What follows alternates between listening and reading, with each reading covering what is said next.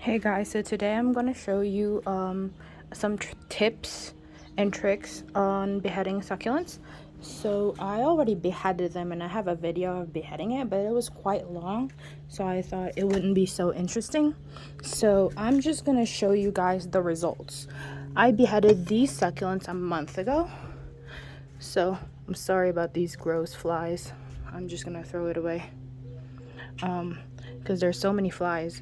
So this are some succulents that I beheaded a month ago, and I'm going to show you guys the results. This is an Echeverium mexicana agavoides. They are very hard to propagate. They don't produce so many pups, but this is my mexicana. On this one I only have, I think, 2 babies. So there's one right there, and I'm pretty sure I saw another one. Yep, underneath. Let me just check real quick. I should have had a table ready, but this is just an impromptu video.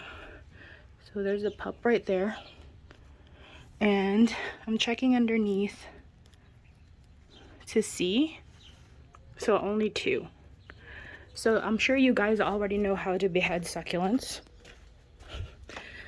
That is the head that I cut off. So you just have to make sure that the head is big enough and will still look pretty on its own. So this is not a very great example because this did not have a lot, but this is another one. This is a Debbie right there, and this is an Echok. So there's 1, 2 visible pups. There's tiny ones right in the bottom, 3, and there's also tiny ones that are still coming out right now. I'm not sure if you can see it, but it's like right where, yeah, because they're the same color as the stem. So there's a lot.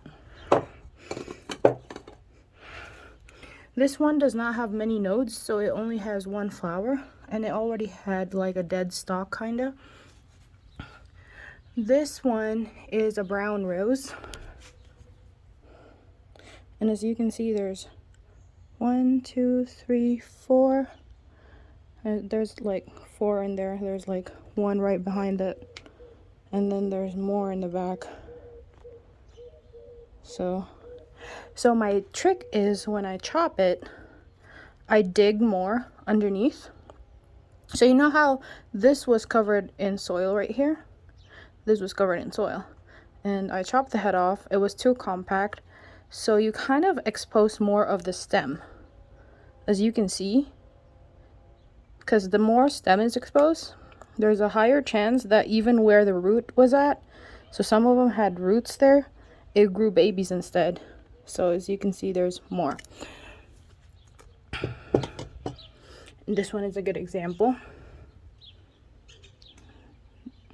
So try to expose as much stem, as much of the stem as you can.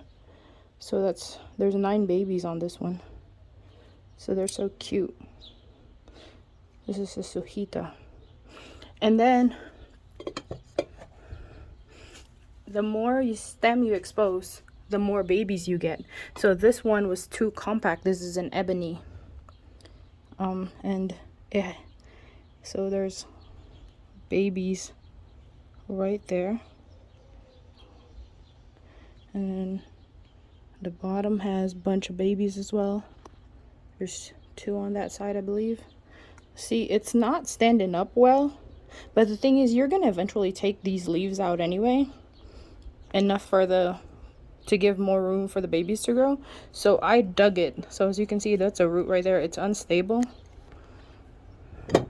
It's unstable right now. See? But the more of the stem is exposed, and even the ones that had roots in it, the nodes grew babies. This one is, I believe, an Enon. I kind of dug it as well. So most people only get a few babies, so you know, it's just a little thing to try if you dug more of the stem out. Just like expose more of the stem. This one only has 2 babies because it doesn't have much good nodes left. And maybe if I take the other leaves out, it'll produce babies on those. And this one already started growing a tiny one right there. Kind of like make it loose, like loosen the leaf out is also a good thing, but only after you already grew babies.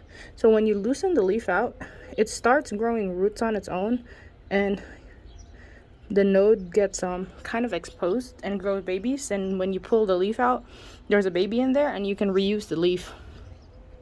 So that's it for today's tip. I'm sure you guys already know how to behead succulents, but if you don't, what you can do is I somewhat use like say for example you want to behead this one. Don't do it because it's too tiny. You're not gonna get a good, unless you just really want to propagate it and you don't care about like leaving a good size of head. But like this one, it's pretty good size of head that I took out. So if you just really feel like, you know, beheading something like I did with this one, those are the heads left because I wanted to have good amount of stem left. So that one, this one right here, is the head of that one right there. So it's not so big, maybe because I took out a bunch of leaves for propagation. I'm gonna show you guys those leaves that I got from all those beheaded succulents, and they're inside in my plant room. So these are the leaves that they're kind of a mess right now because I just dumped water in them. I was too lazy. These are the leaves that I took out. I actually took out a lot of leaves. These here as well. I took them out. It's like a month ago. Not those. Those are from my Tita Bands. But these are some of them. And Haley. These as well. The ebony is really not fast at growing babies. It's been a while, and as you can see, the other ones are pretty fast. I forgot I had a tray outside that had some of my Debbies. Debbies are so fast at growing babies. And this one is another tray that I have. These are from my beheaded e-chalks right here. Some are inside the house that I just showed. And the Debbies, they are the fastest growing out of all of them. They grow really fast with a lot of heads. These are purple pearls that I just plucked. These, on the other hand, are probably the fastest growing leaf propagations that I've ever done. These are 1 month old. Graptopetalum paraguayense. It looks like some of them are cresting, but they could revert. So as you can see, where's that? More prominent. But these, you can see the leaves are crooked, and some of them look variegated for some reason, but it's like a pink variegation. But there's lines in them. Like this one, they have a crest, but for babies they could revert to regular. Like as you can see, there's like a crested stalk, and the leaves are really weird. Some of them are so thick, like monstrous leaves. And this one right here, the leaves are so fat and so tiny. It's it looks like it's crested, but you know, we'll see. So yeah, that is my tip and trick for beheading succulents. And don't forget to, if you want, you can put slow release fertilizer after beheading. That's what I did, and those are the heads of the ones that I beheaded. And they're growing quite well. And I don't know, I think that's it for today. These are stuff that I'm propagating.